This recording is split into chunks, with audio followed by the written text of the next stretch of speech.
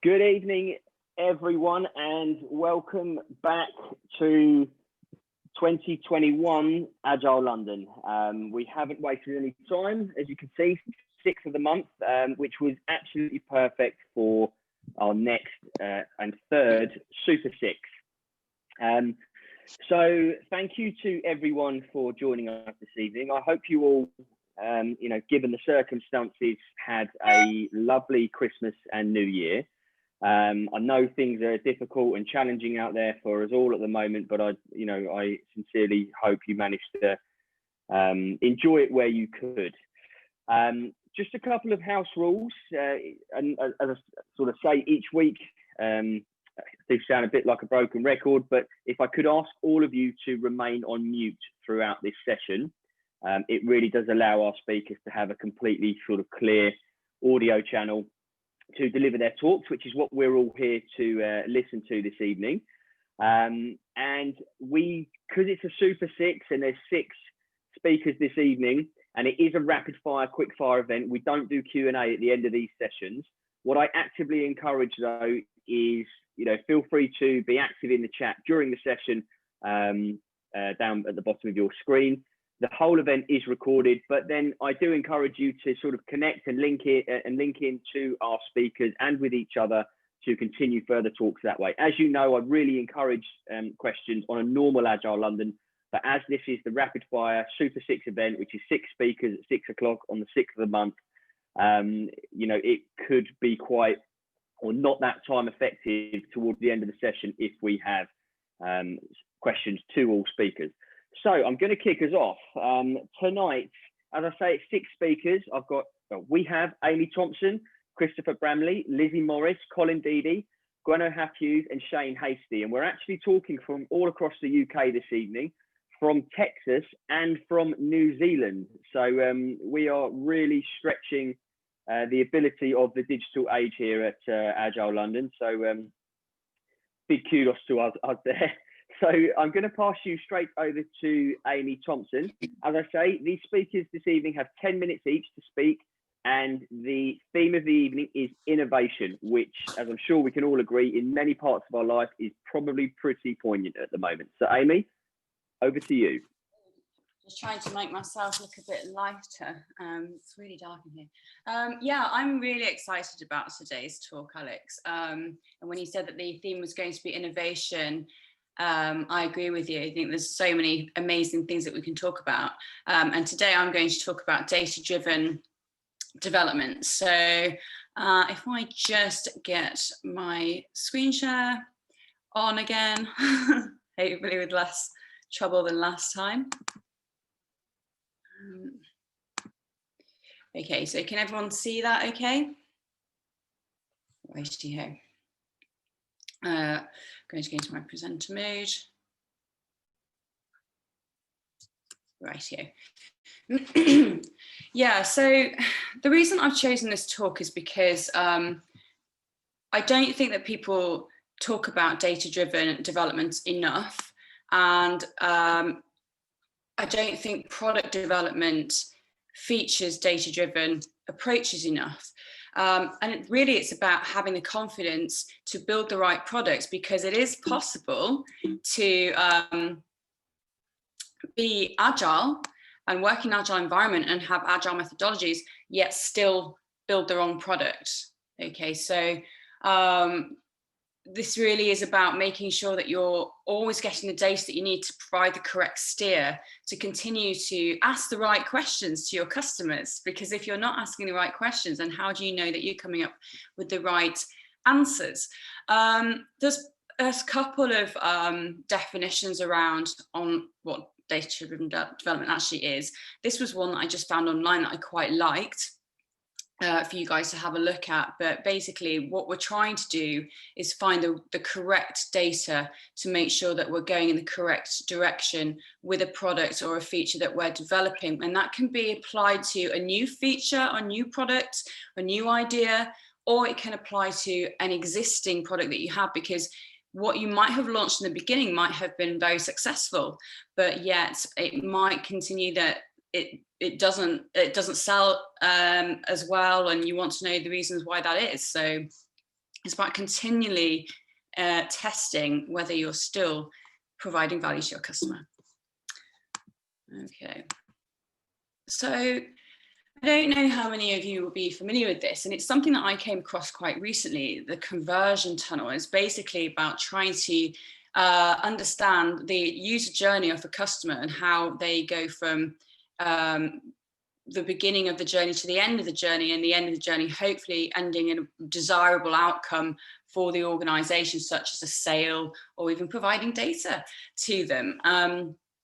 But it's really interesting in terms of understanding this funnel, because we need to be mindful of it when we're developing our product, right? And we need to be thinking about, you know, these items on the right, getting data on these particular areas so that we can tell where our customers are coming into our website, leaving our website, etc., etc.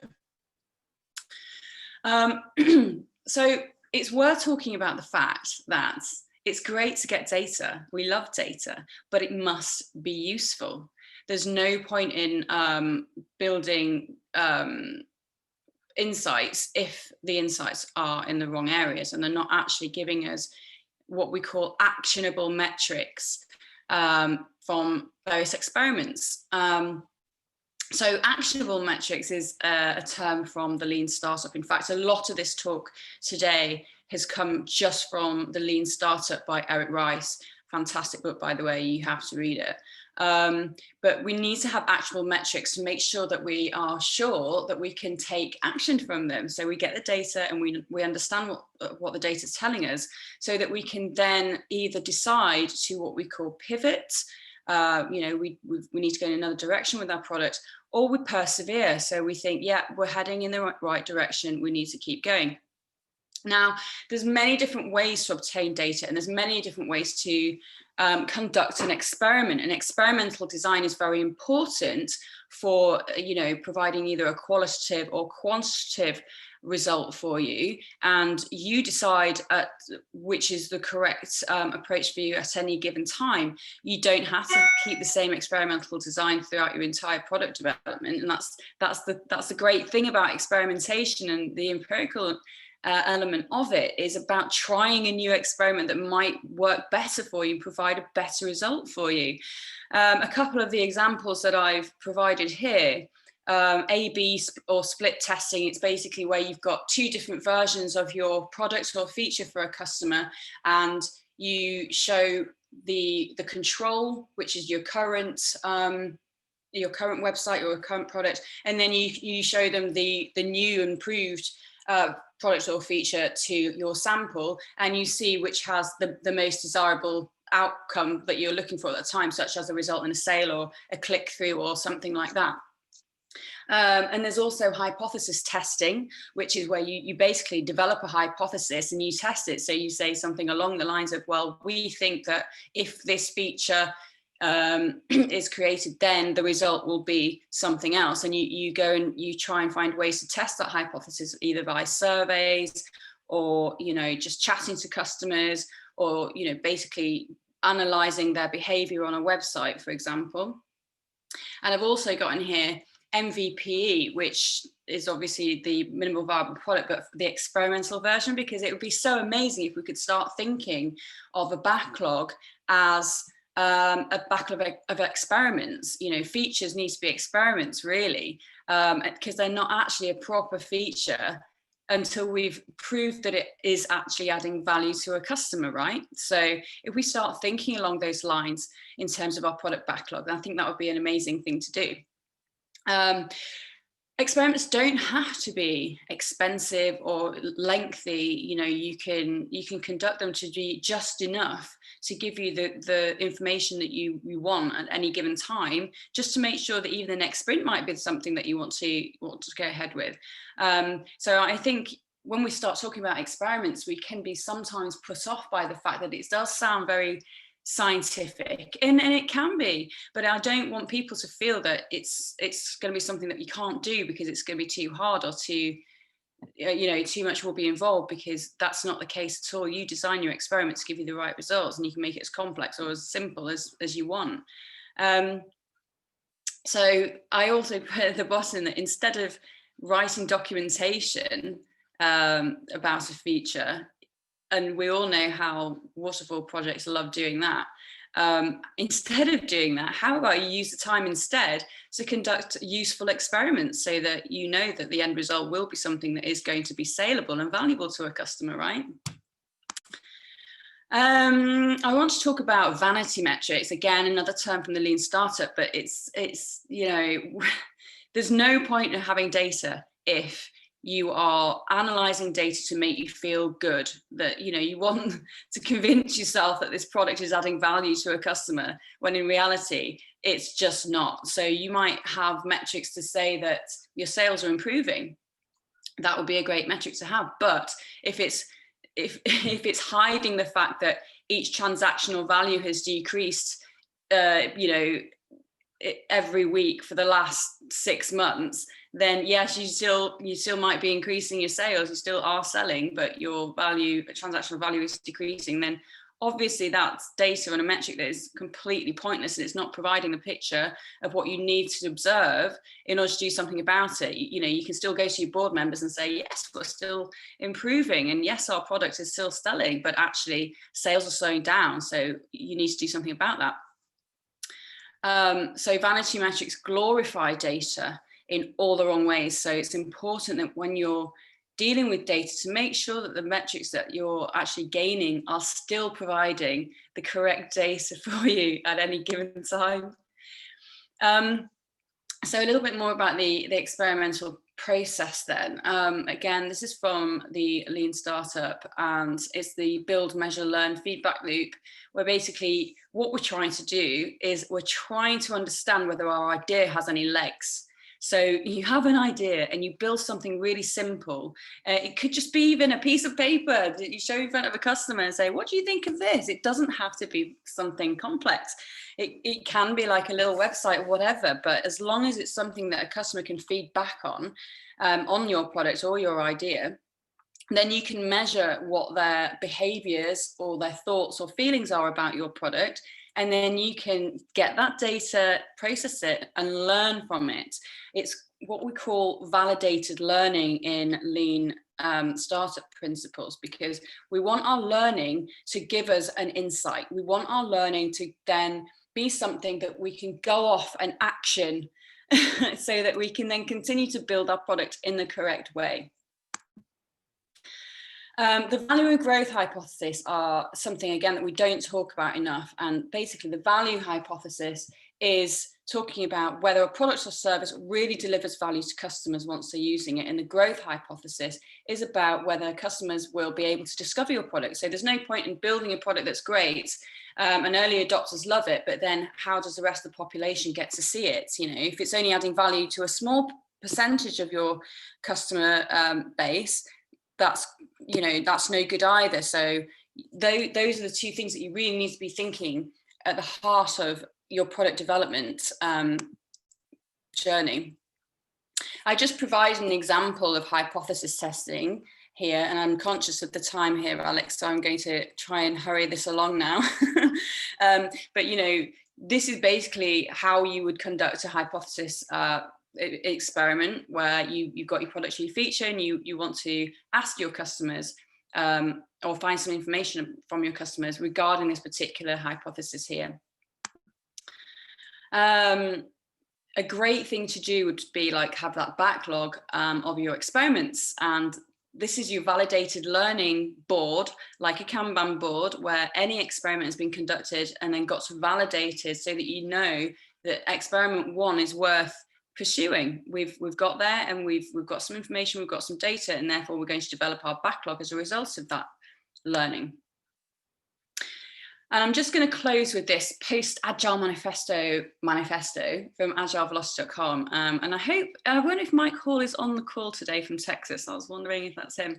But they came up with this really great sort of little manifesto here that is based on data-driven or experimental-driven development. And I really loved it, so I had to include it on this. So we value validated learning over seemingly reasonable assumptions, okay?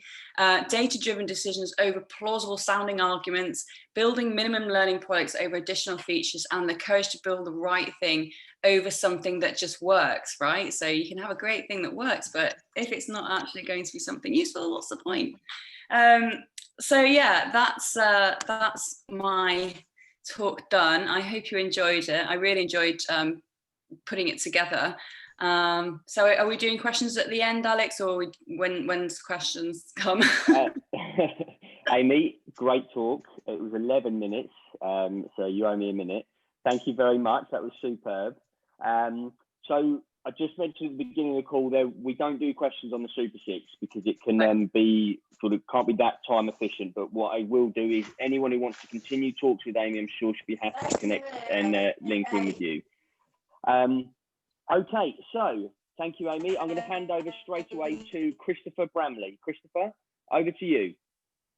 Thanks. So, hi. I thought for what I was going to talk about, I would kind of go back to simplicity a bit and talk a little bit about innovating ideas about innovation. I think especially in times of crisis where we are, for example, at the moment, I think it's a good idea to kind of talk about you know, the concept of innovation, which along with Agile and a lot of other things have lost their way. I think someone's mic might be broadcasting at the moment. So yeah, I'm just trying to sort that. Can I just quickly jump in and ask everyone to remain on mute? Thank you very much. No problem.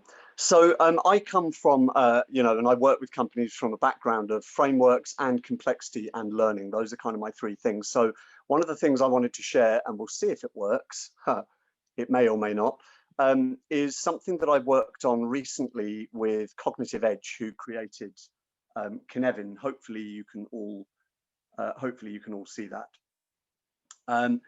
And essentially the idea behind complexity theory is that there are domains where we all make decisions, right? And this is very important for things like innovation. So there are certain heuristics that you can apply to innovation and innovative ideas, okay? So, you know, many disruptors are innovators, but not necessarily the reverse. Not all innovators are disruptors.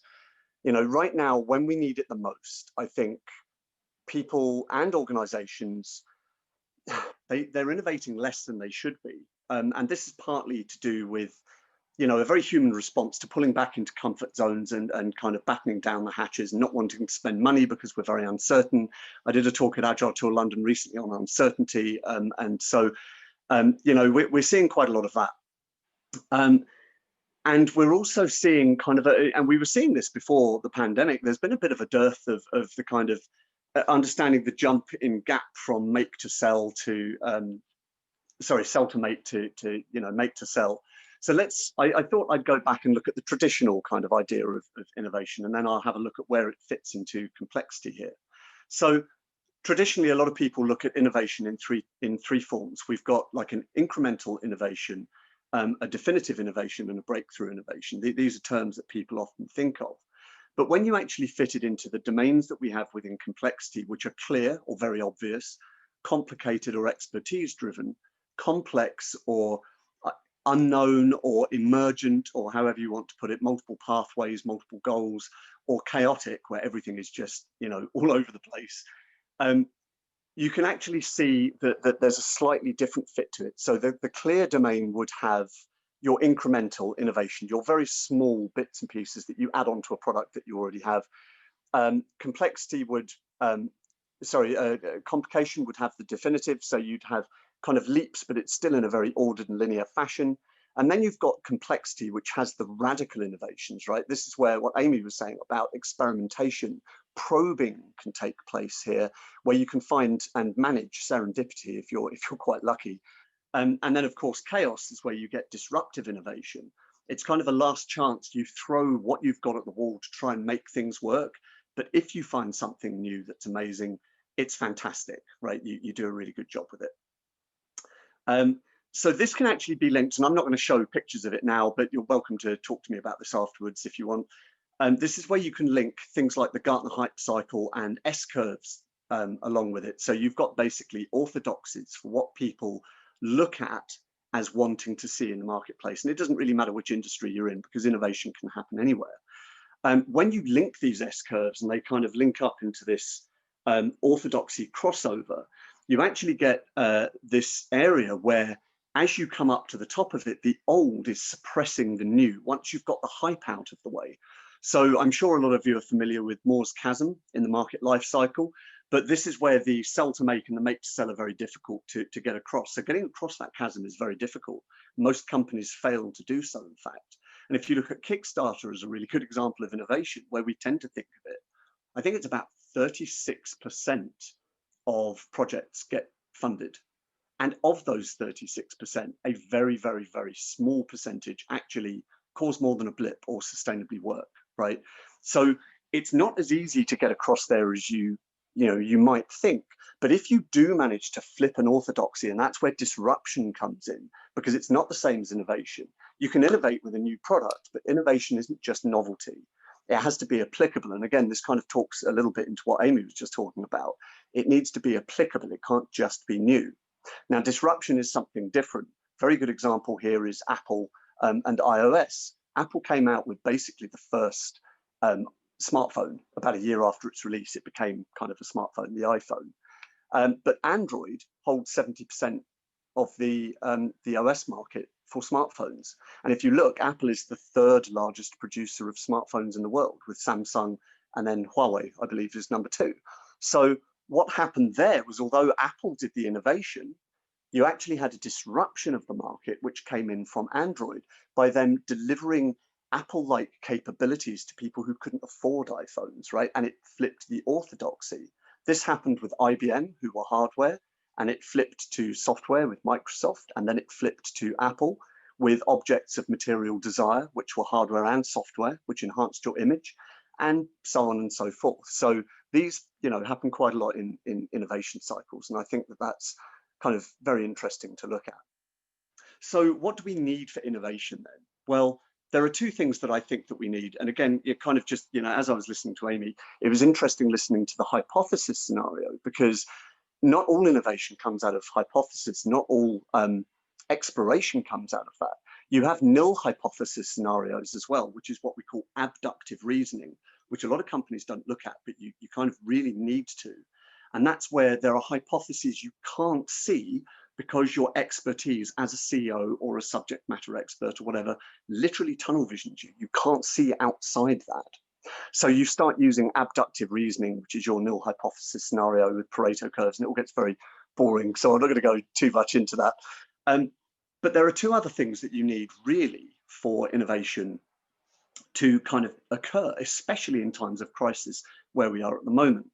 So the first of these is agility, and you can argue that agility isn't the same as agile. You can go and argue that with Alistair Coburn. Last time I spoke to him, he said that the same thing. He kind of was one of the people who wrote the manifesto, so I'm going to go with what he said. And agility requires 3 things. Okay, you have the ability to change, to repurpose, and to respond.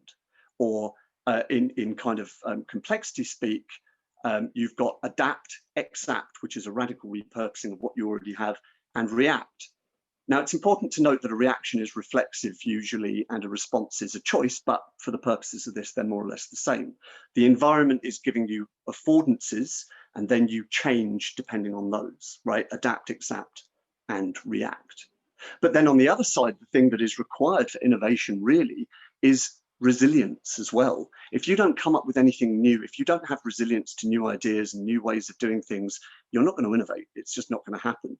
And innovation can be as simple as finding a way for your company to survive during a pandemic, right? It doesn't have to be a new product, right? So you've got thinking innovation as well, and cultural innovation. And resilience also requires 3 things, okay?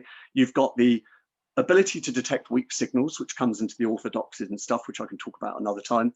And if you do find failure, you can't avoid it. You then have the second, which is the ability to recover quickly from whatever failure you've experienced, which leads to the third, hopefully, which is the ability to quickly exploit the new paradigm, which is where innovation starts coming back into it. And that's where you get this survival of the luckiest effect rather than the fittest, where you get these serendipitous innovations like superglue, which I'm not going to go into the backstory now, but superglue was first designed for, gun sights in World War II, then for acrylic canopies on planes, and somebody eventually went, why the hell aren't we just using this stuff to stick things together? It's clearly very good at this, right? So having agility and resilience and the ability to, and I think pivot gets overused a bit, but the ability to do so, I think, is really important. And I'm not going to go for much longer, but the core of innovation, I think, is, I want to kind of go to that even a step further backwards. This is a mindset, isn't a word I like, but it's an ideal, right? It's a way of doing things. It's not just, it's like agility is a way of doing things, not something you install. It's discovery, it's the new, it's the going early, it's inspiration. It's not even doing things for recognition, but it's new ways for a number of things, right? Applicable ways. So the last thing I would kind of say is, for innovation to take place within your company, within your personal life, sometimes it's a good idea to listen to mavericks, heretics, outliers, people like me, who stick out in a normal ordered company, in operations teams and whatever. I fit better into missions, maybe product teams. People who don't fit in, but process things differently, think laterally, come up with new ways and new ideas of doing things. And so if you want innovation, there it is. Look to people who do things differently. And you've got to be different to innovate, right? You're not going to get it. And that's why I'm very passionate about innovation and helping companies and people find it.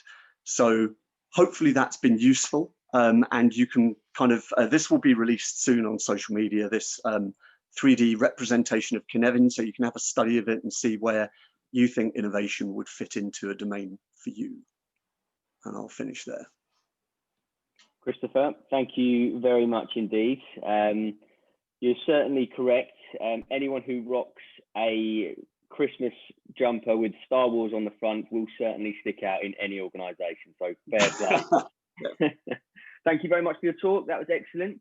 Straight over to Lizzie Morris, who is actually joining us from Texas. So Lizzie, welcome, and over to you. Thank you. So everybody, Happy New Year. And I'm kind of excited about the idea of talking today, because what was interesting is when I thought about what I was going to talk about, it kind of came after I finished a talk on Clubhouse, which is this fabulous platform. It's kind of, for us old heads, it's like MySpace meets Facebook in just audio, right? So it's just like live podcasts of talking to people all over the world from different sets. And I just popped out of my room there, and it hit me that the thing we need, absolutely need to have to make this whole thing worthwhile doing 2021 is going to be courage.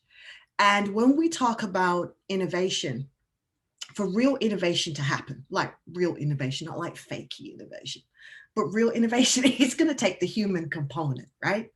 So we can be as techie as we want to be, and we tend to be hardcore techie, right, in our space. But if we miss the human component, we're never going to have anything launch and be successful, because it takes the humans to embrace courage for innovation to begin to happen. So I want to challenge you with the word itself, right? Let's just kind of play with the word and see what kind of comes to bear with it, right? So if we look at, let me plop this out now.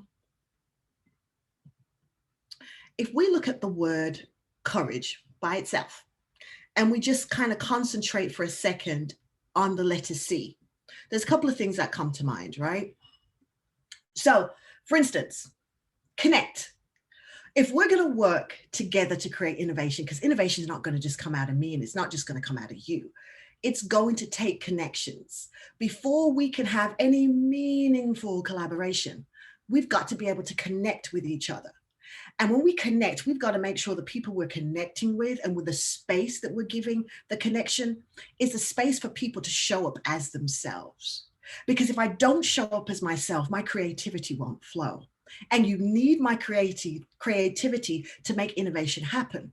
So connection is really important to make that collaboration happen. The other thing that we've got to be willing to do, and to do well, is to communicate. And I want to challenge us to communicate cold. What do I mean by communicate cold? Like, be willing to just say it. Because if we don't just say it, we're not going to get any feedback, and we won't know where it could possibly go. So if we're guarding everything and we're not allowing ourselves to be open, we're going to mess up the actual seeds of innovation that will come from these connections based on communication. Because here's the thing, I'm not aware of anybody in any of the teams who are actually psychic. Now, if you happen to have some psychic members on your team, then awesome for you. I just haven't met any. So since we don't have any psychic abilities, communication is the only way for us to make sure our intention and expectations are known. When we look at what Amy talked about, products, we can't assume what people want.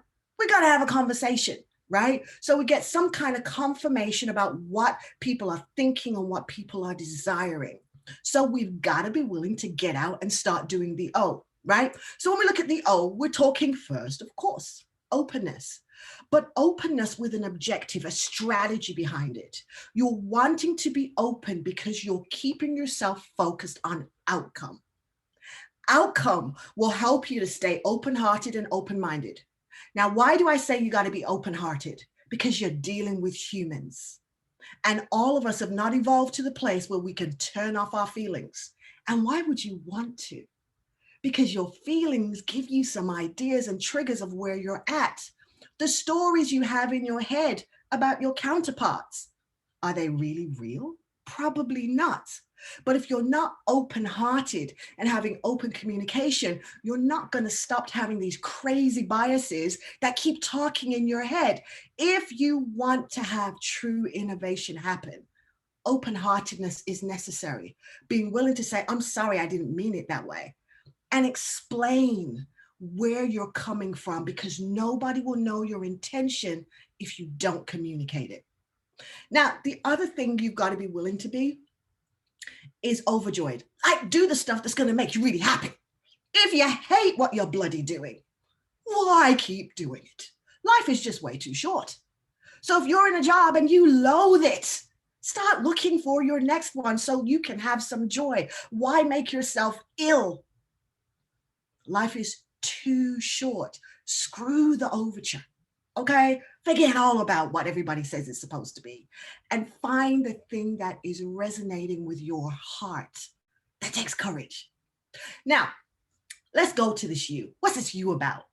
When I'm thinking about it, I'm thinking about unity, right? And unity is kind of like one of those things you hear in rap songs, right? And songs about making love. But that's what teams have got to do, literally be able to come together like that and unify amidst our uniqueness. That's the beauty of true collaboration, is me bringing my unique craziness to the table and you bringing your element of crazy, and us coming together and still forming unity, because we have consensus when we form unity. I recognize your differences. I respect them. And I am going to reflect on myself to make sure that when I come to collaborate with you, I don't create collisions. I create creativity. And these are the things that we want to do if we want to have courage. So if we go on and we look at the other letter that's kind of sitting there, is the A. Attention, people. We're going to have to give attention to this stuff, and we're going to have to take action. Enough talk, talk, talk. Right? Let's do some of this stuff. Let's make this stuff happen. Let's willing to take actions, and let's affirm each other, right? Acknowledge the fact I'm in the room, acknowledge the fact I have ideas, and acknowledge my ideas may be that secret sauce that we need to take our product to that whole next level. And then let's get to the G, right? And when we look about the G, let's be gracious with each other. And let's show gratitude. Let people know that, I'm happy you showed up. I'm grateful for the fact that you're still choosing to be part of this team in the crazy that's happening around our world. If you do that, I might start to get excited about coming to work. And I might be willing to extend myself, even when I'm experiencing doubts and pains and uncertainty. Because if I extend myself, Guess what? Now, all of us extending ourselves together create a breadth of reach. And this breadth allows my skills, your skills, their skills, all of them to connect, to create this wonderful innovation that is seeded by the humanity all of us bring to the table.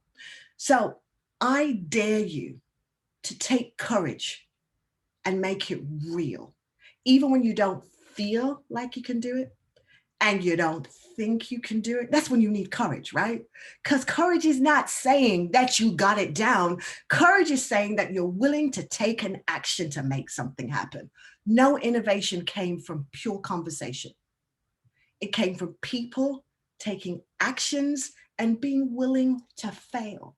There's a fabulous saying that Maya Angelou has. She says, there is no greater agony than bearing an untold story inside of you.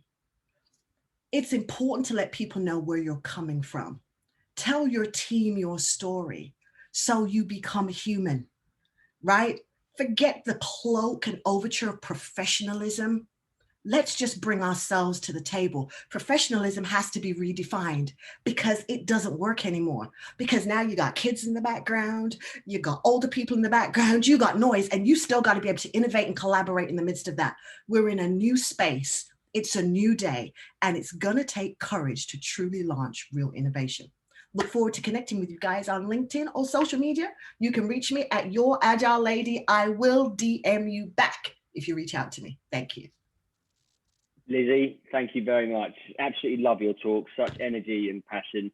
You've spoken with us before, and yeah, absolutely fantastic. Thank you very much. Okay, without any delay, we have Colin Deedy up next. Colin, over to you. Cheers, just quickly share my screen. So, cool, hopefully the slide deck's now showing okay. I pressed the wrong button, but hopefully that's sorted. Right, crikey, I love talks like this. I love what I'm hearing. I love listening into things like this. You know, I'd love to go to more of these more often, definitely. I want to be a bit of a naysayer in a room, or perhaps somebody who's saying, you know what, I've got a bit of a problem with innovation, or rather I've got a particular problem with a particular type of innovation. And I'm talking about agile teams, and I'm very specifically talking about agile consultants. And I suppose even within that subset, I'm very specifically talking about a certain type of agile consultant. Now, I should point out here that my objective at the end of this is that you should go out and hire yourself a barista from a coffee shop to work with your teams, and never hire yourself an agile consultant. I say that only half tongue in cheek, by the way, and I appreciate I'm actually an agile consultant by trade, so I'm potentially doing myself out of a job here. So we'll see how this goes. Okay, so why innovate? What are we trying to do? What are we trying to achieve when we say innovate with an agile team or with a team? You know, I've got a team, we're currently delivering products, or we're delivering service, or we're doing one-off pieces of bespoke work, whatever it is, it kind of doesn't matter. And we are looking to become better. Well, better at what and for what reason? And the problem I see over and over again in the industry, and it's starting to become a bit like nails down blackboard, unfortunately, is that agile consultants and an entire industry of agile is essentially saying, be more agile. You should be more agile. What are you doing today? Oh, you're doing that. That's wrong. Be more agile. You're the most agile person on the planet. That's not good enough. Be more agile. The idea is, wherever you are, you should be more agile. If you're using waterfall methods, you should use agile methods. If you're using agile, perhaps you should be using lean or continuous delivery, etc., etc. Everyone should be more agile. Well, why? Why would we need to be more agile? And when I hear this, when I hear an agile consultancy or an agile consultant, and this happens over and over again, and I've heard people say this at conferences, you know, the goal of agile is to be more agile. And I'm like, oh, crikey, that's a recursive argument. It sounds like the Matrix to me. It sounds like the Merovingian from the Matrix, who has this great statement, why is the only real social power? Without it, you are powerless. And this is how you come to me without why, without power. So if we turn around to a team, especially, you know, if I've got lots of teams who work for me at the moment and previously, if I had ever turned around to them and said, whatever you're doing now, it's wrong, you need to be more agile, you need to do Scrum, they would say, why? And if I say, well, the corporate process says so, or the agile consultant we've hired and nicely polished and put in a big pedestal in the corner, you know, this person, the agile consultant, says, be more agile, then there is a lack of why. There is a lack of reason behind that, essentially.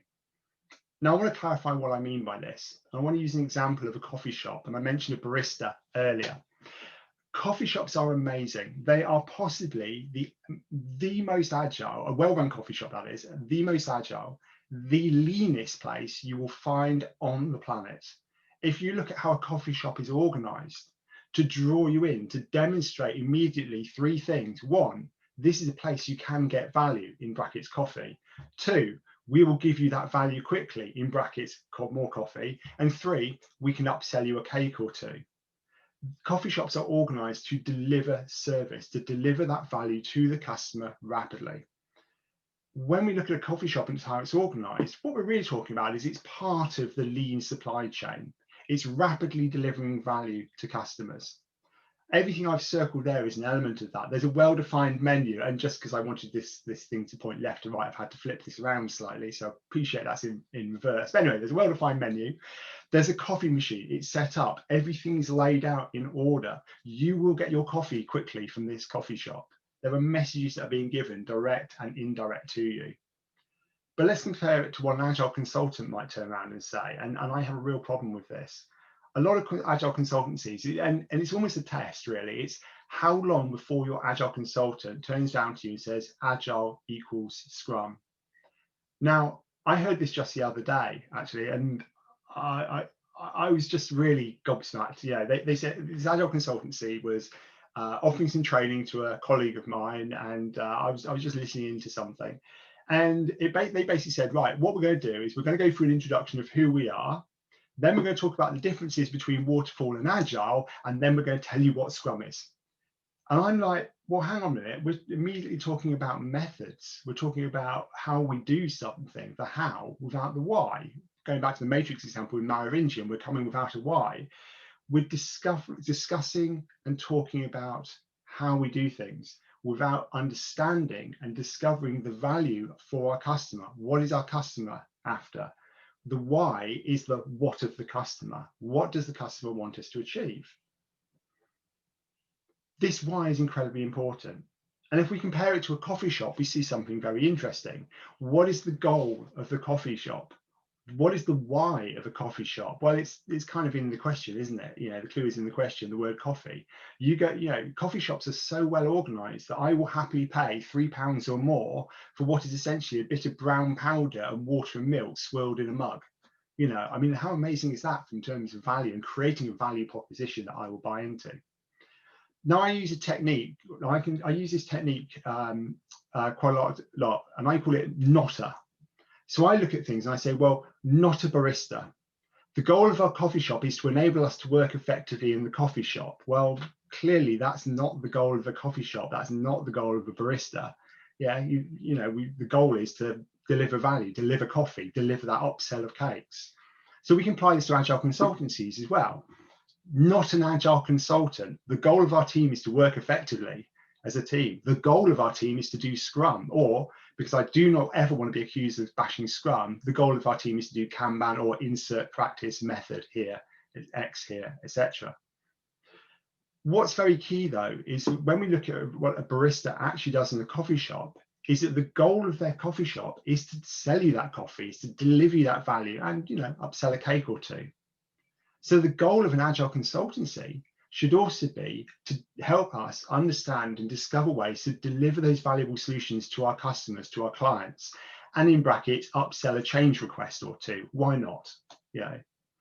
Now, when I rephrase this, I think of it in these terms. A barista in a coffee shop practices, whoops, my video's disappeared. Let's see if that reappears. I have no idea why my video just died. Anyway, a goal of a barista in a coffee shop. What they're actually trying to do is they are practicing making and delivering delicious coffee.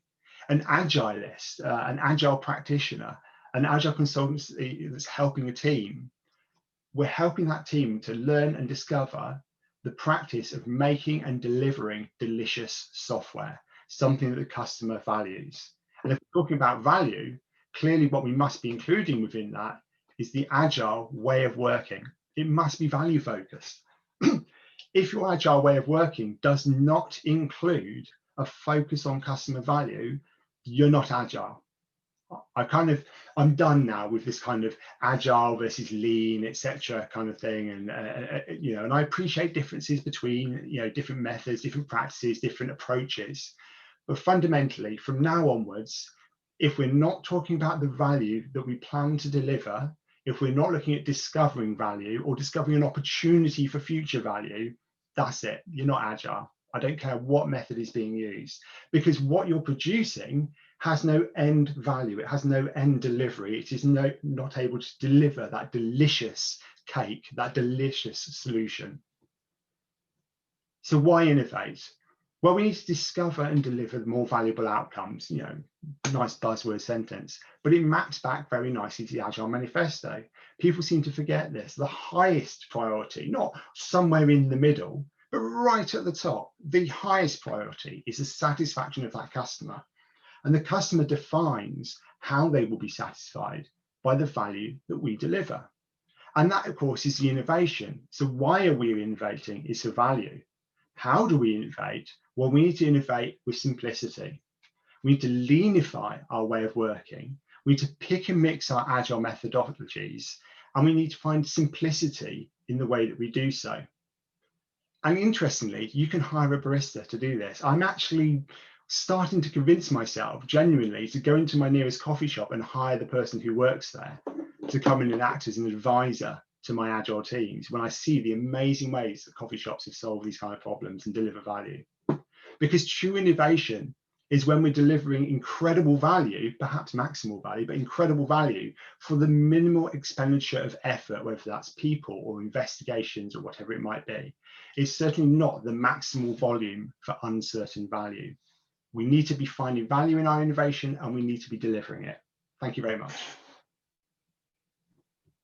Colin, thank you very much. That was fantastic. And I especially loved the nod to one of the greatest film trilogies of all time in The Matrix. Love those. Thank you very much, Colin. Okay, so straight over to Gwenno Half-Hughes. She's joining us from South Wales. Gwenno, over to you. Thank you, Alex, and thank you everyone that's spoken so far. I have no idea how I'm going to follow up such a great lineup, but I'll give it a go. Okay, so thank you very much. And this evening I'm going to talk about, well, to be honest with you, I'm not quite sure what I'm going to talk about yet. It's TBD, to be decided. But first things first, nice to meet you all. Before we go any further, I'd like to introduce myself. My name is Gwen. I'm an Agile team lead at a company called Zappy. If you can't quite place it, my accent is from a place called Anglesey in North Wales. And finally, a fun fact about me, just to break the ice. I once beat a geisha at her very own drinking game.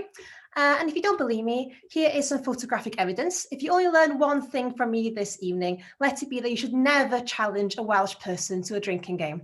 Moving swiftly on. Before we dive in any further, I wanted to tell you just a little bit about Zappy, which is the company I work for. So Zappy is an ad and innovation testing platform built by brands for brands. So we operate within the market research space. We employ around 200 people worldwide, 80 of those working in our technology department. We have a dynamic organizational structure, so we don't quite have a flat structure, but we don't have a very traditional corporate structure either, especially so in the technology side of the business. This photo in the bottom here is of the Zappy team taken in Crete in 2018 during our last company days away. I will give you a tenner if you can spot me in the crowd. Okay, I've given you some background information, so it's time to dive into my innovation theme talk. And I spent a lot of time over Christmas thinking about innovation, what I could chat to you all about tonight, and how I could even innovate the talk itself. And then it hit me. I've actually prepared 2 talks, and I'm going to let you, the audience, decide which one you want to hear this evening. So I'm going to share a link to a tool called Mentimeter in the chat. If you could do me a favor and hop onto Mentimeter, you have 2 options this evening. Option 1, innovating the feedback process in Zappy, and option 2, innovating the Scrum Master role in Zappy. I'll give you just under 30 seconds to vote. Hopefully you've all accessed Menti. I can see some votes coming in now. So please vote.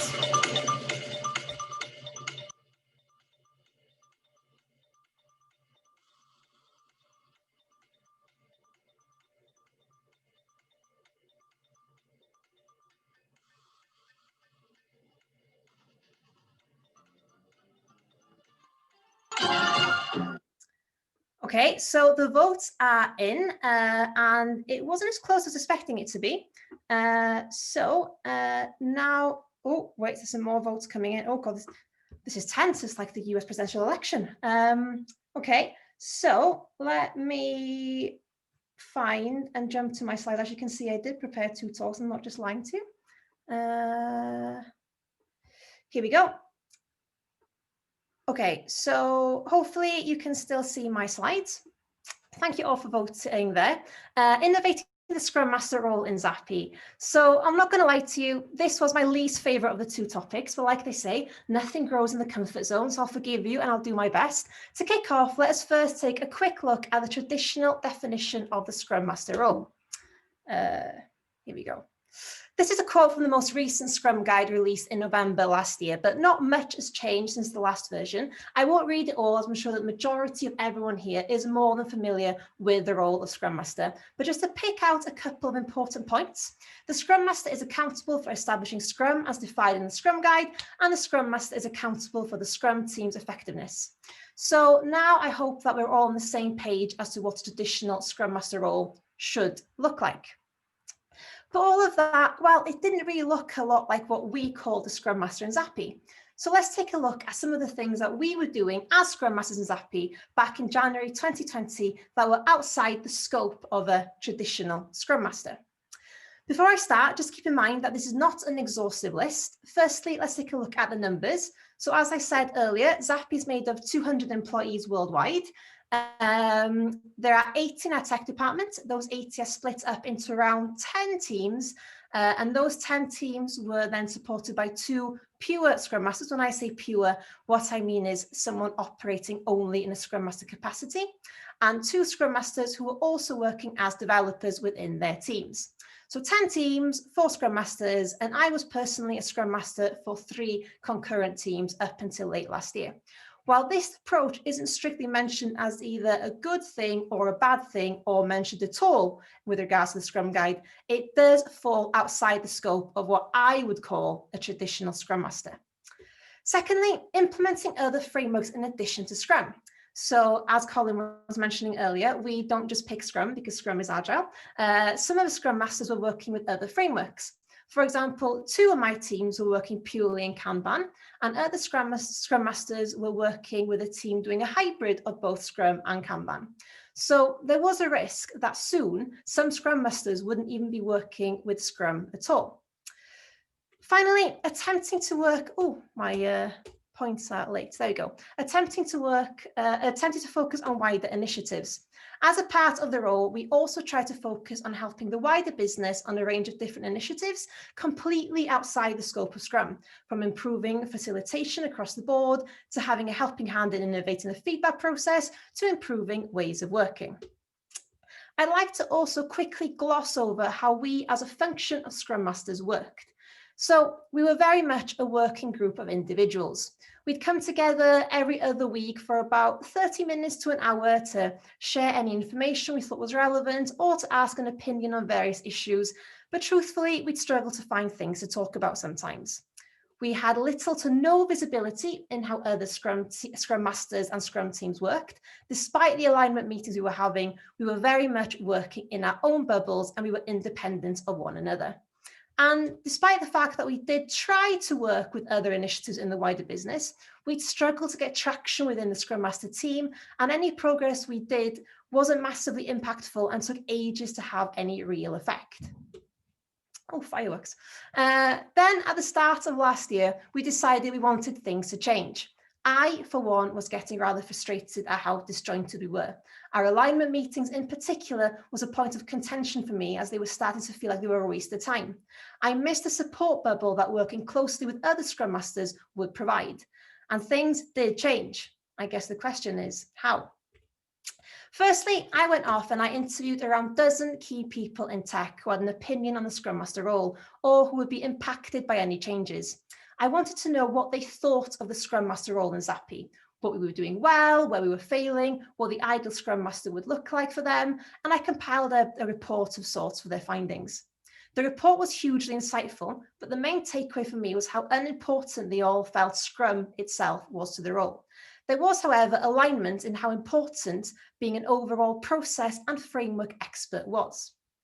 Based on my findings, we then decided to revisit the job spec and update it, taking into account that we were now a mixture of both pure Scrum Masters and developer/Scrum Masters.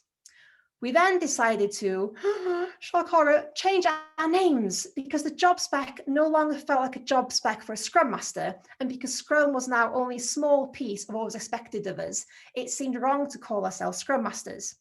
We explored a few different options from Vibe Controller, yes, really, I'm not lying to you, to Flow Master before settling on Agile Team Lead, which you would have heard me introduce myself as before. We then created a team charter. This was more for us than for anything else, but we wanted something that we could look to for guidance, a reminder on what we were trying to achieve and why it was important for us. We then decided in Q2 of last year to set ourselves some OKRs, something that would force us to work together, something that we could use to hold ourselves to account, and something that would force us to get something done by a certain date. This has been very successful, and we smashed both our Q2 and Q3 OKRs. Our Q4 ones, not quite as well, but we were overshooting quite a bit. We also started an Agile community of practice where we get together after our alignment meeting every other week and share knowledge that relates to Agile, process, ways of working, something that forces us to keep improving, keep learning, and sharing information. We also have an informal catch-up every other week, which I regrettably named a honky tonk in a moment of madness. The purpose of this session is for us to get to know one another a bit more and strengthen our bonds as a team. We've also started having weekly stand-ups in which we share with the group our main focuses for the week with regard to Agile. This allows us to better understand one another's workloads and also see opportunities where we can help one another out. Innovation complete. Well, maybe not complete as it's still an ongoing progress, but hopefully I've made it clear how we took our traditional Scrum Master role, which had been unchanged and largely unsuccessful for many years, and transformed it into something new that is making a positive difference. As I mentioned, the innovation isn't quite over as we have many plans as how to take things to the next level. Those plans include our aim of becoming a high-performing team. As I mentioned previously, we were very much a working group of individuals. Now we're on our way to becoming a real team with hopes of becoming a high-performing team soon. Horizons planning. We just started doing some horizons planning before the festive break, and I'm thrilled that we now have foresight to look so far ahead. To aid that and our overall mission, we're planning an offsite at the end of the quarter. Of course, when I say offsite, I mean I'll probably sit in a different room that day. And there may be a possible restructure coming up along with the introduction of the Agile coach role into Zappy. And there you have it, how we innovated the Scrum Master role in Zappy. I hope I've given you some ideas of what you can try in your organization, regardless of your role. And I'm sure there's a way somewhere to innovate it. Thank you very much. Gwen, thank you so much.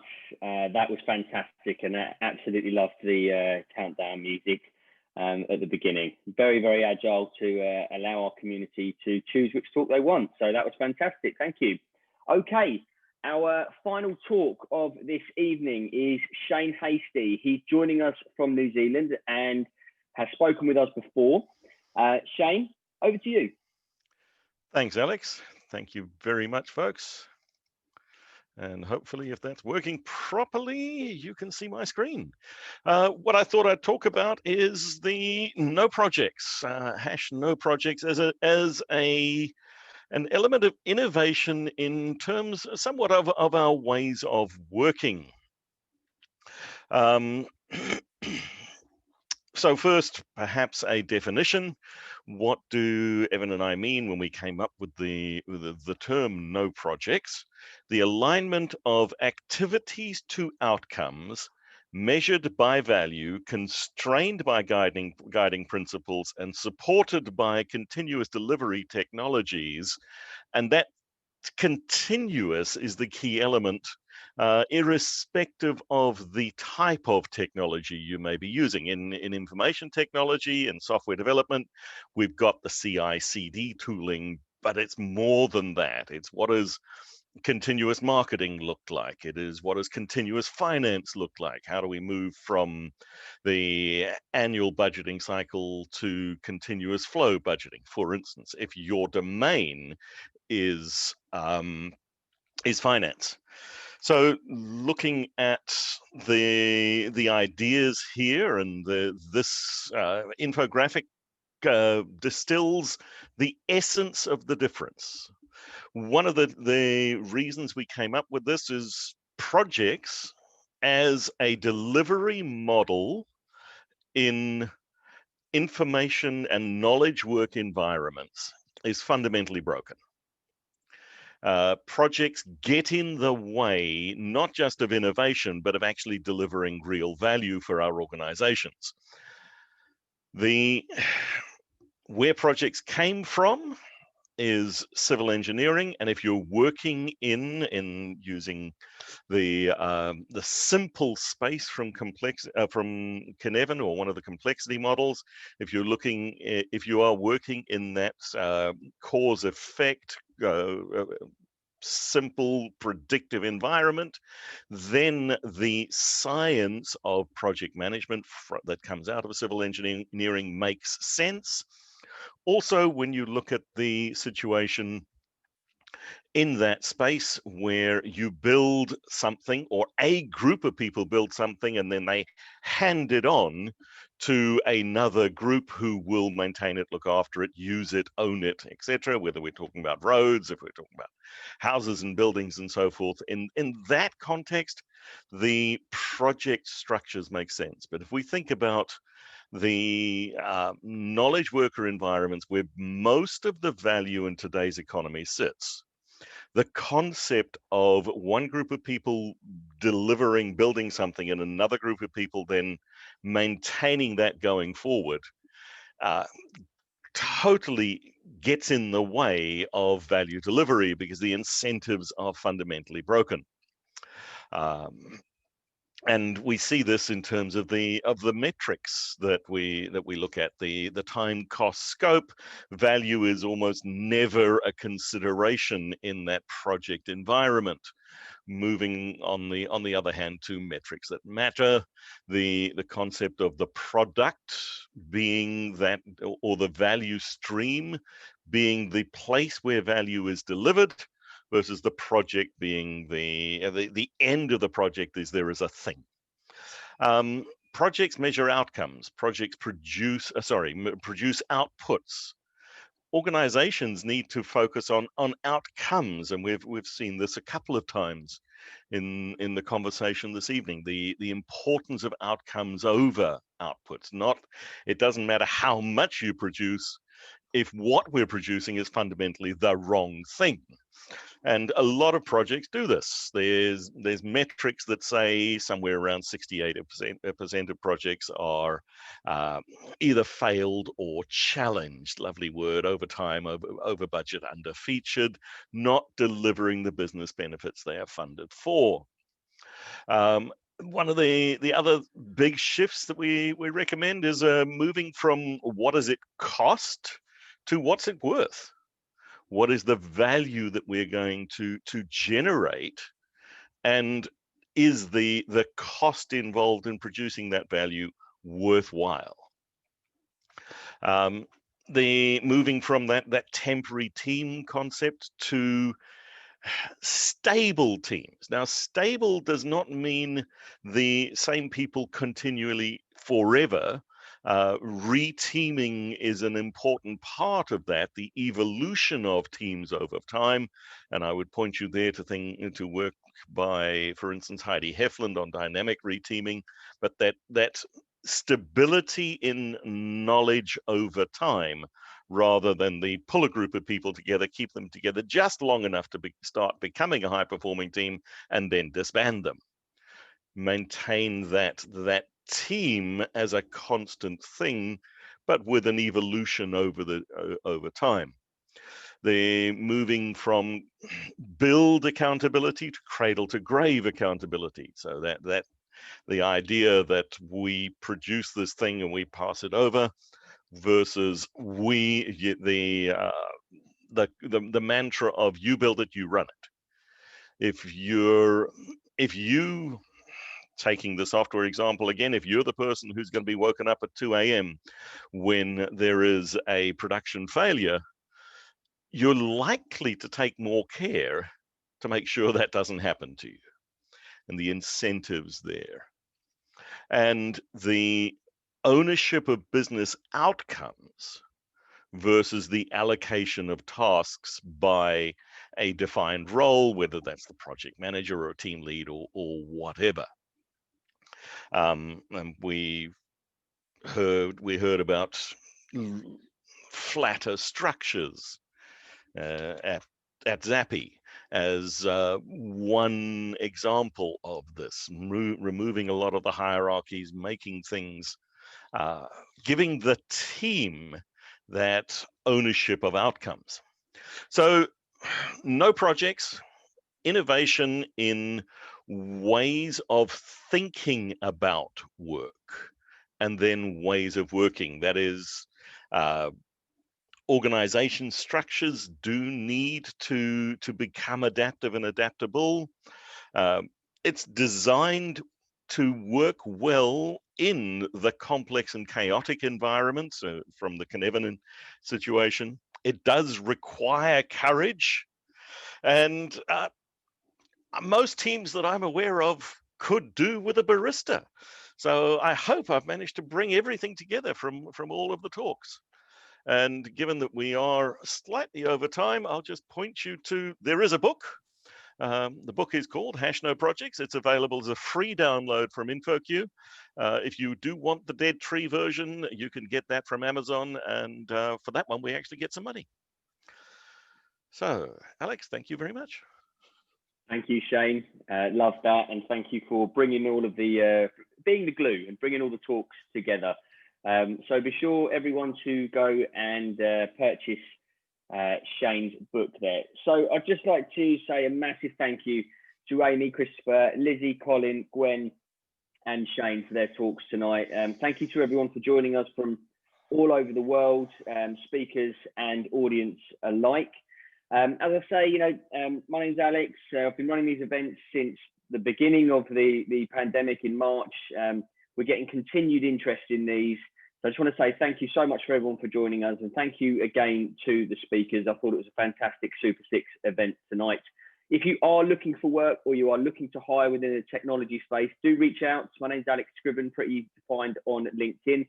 This Agile London event is something I'm going to keep going, and Product London will get off the ground again in 2021. So be sure to look out for that. Once again, thank you to the speakers. Be sure you do reach out to them on LinkedIn and continue conversations from there. We are back. Our next event is on the 20th, and more details will be up quite soon. So keep an eye out on Meetup for that. But all that's left to say is thank you so much again to the speakers and everyone for joining us.